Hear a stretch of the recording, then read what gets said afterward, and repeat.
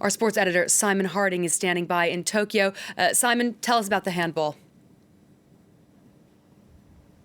Well, a very strong performance by the French team against Sweden, a match which they actually drew against the Swedes in the group stages. But this time around, France, who recovered from a slow start to win 29-27 and qualify for the final of the Olympics for the second edition in a row. This French women's handball team was, of course, the finalist in Rio 5 years ago, but did not win on that occasion. This time around, the French will be hoping to go one step further, as you mentioned, against either Norway or the Russian Olympic Committee. France, who had a really powerful second half, at one point even stretching their lead to 29-25 before Norway clawed 2 goals back. The goalkeepers for the French team in the second half particularly efficient at stopping shots, including a very good penalty save which put the French in the driving seat. It also completes a phenomenal run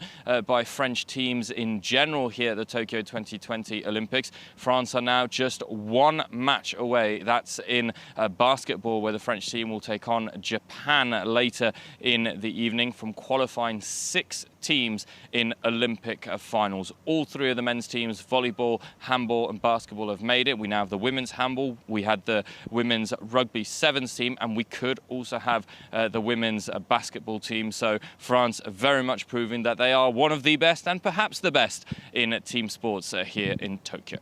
Still a lot to look forward to in the next couple days. There are also some big races coming up with the men and women's 4x100-meter relays.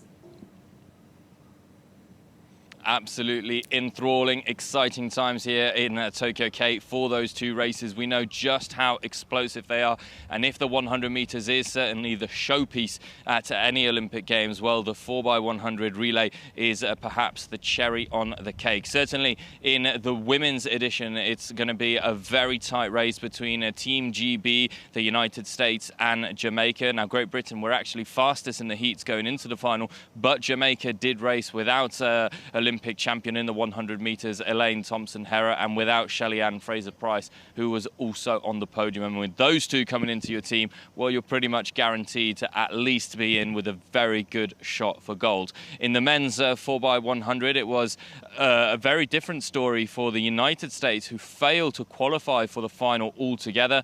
A failure which was branded as embarrassing by US great Carl Lewis. So curious to see who is going to be able to win that men's final, which is much more open than the women's edition. You have Italy, who are led, of course, by the Olympic champion Marcel Lamont Jacobs. China were very strong in the heats. Great Britain as well, very quick in the heats, and one of the favourites in the final. Jamaica have struggled, though, and it must be said, the Jamaicans, who didn't have one man in the 100 metres final on the men's side, and the USA, who haven't qualified this time around. So still very open, and of course all of those results, Kate, will be in France 24's Olympic show later in the evening.